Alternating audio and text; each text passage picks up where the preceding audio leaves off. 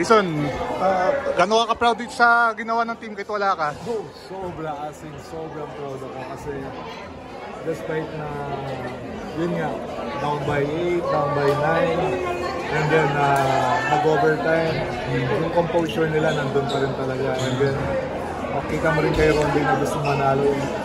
Imagine, Alvin, Roger, and Ronde, nagka-France na lahat, dami na sakit pero never silang nag-give up talaga.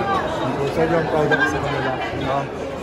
Jason, Ray ng Batak, talagang grabe, Ray, grabe, galing. Nakaka-proud kasi despite na yun nga, wala ako. Sobrang yung performance niya talaga. And yun nga, proud din ako kasi nagsig siya ng advice sa akin. Nung napunta yung practice, kinusap ko sila. And lahat yun, na-apply niya at the same time.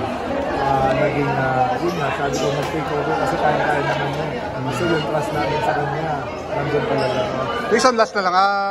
Nung bumisita ka before Game 6, alam natin daming nangyayari. Tingin mo, naging factor din yun na mabuhayan yung TNT to get this championship? Siguro, kasi kahit wala pa akong clearance sa maglakad nun, maglakad ako para makapunta ng game. Pero yun nga, number one is talaga gusto ko lang pumunta para supportan sila.